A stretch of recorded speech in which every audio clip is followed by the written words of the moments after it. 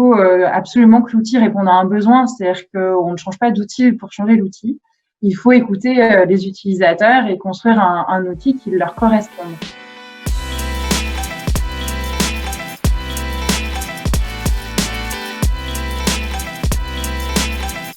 Tu es contrôleuse de gestion depuis une dizaine d'années maintenant et tu as vécu l'implémentation d'une solution de pilotage dédiée aux financiers et aux opérationnels au sein de ton organisation.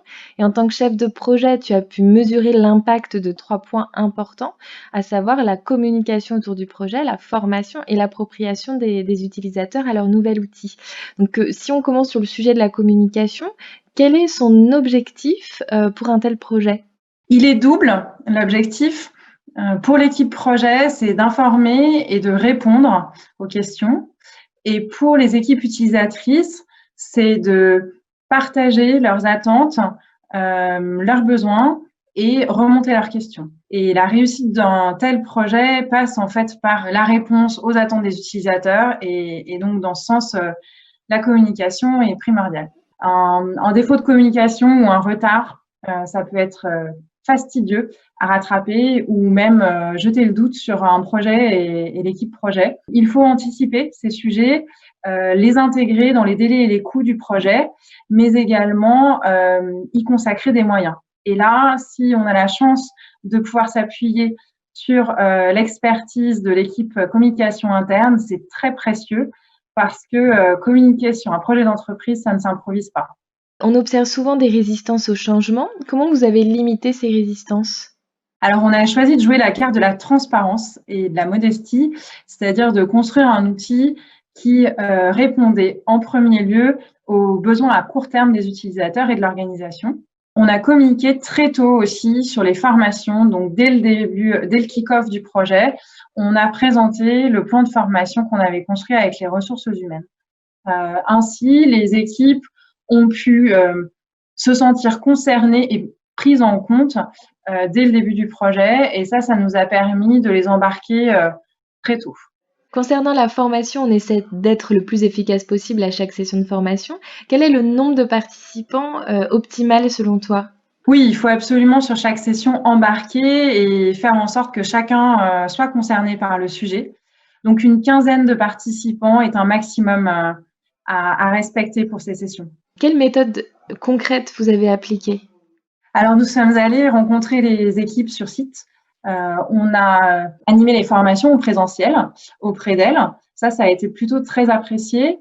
Et puis, on a vraiment axé le contenu des formations sur les cas pratiques. On a d'abord fait un pas à pas détaillé dans chaque écran qu'on avait paramétré, ce qui permet d'ailleurs de faire d'une pierre deux coups puisque le support de formation devient manuel utilisateur.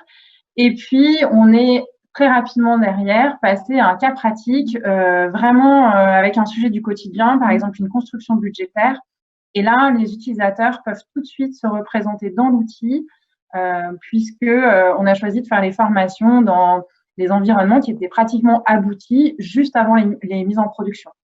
Si tu devais donner un dernier conseil pour réussir cette partie formation, qu'est-ce que tu dirais? Il faut absolument positiver quand on rencontre les équipes. En tant que chef de projet, on peut parfois être absorbé par le quotidien du projet.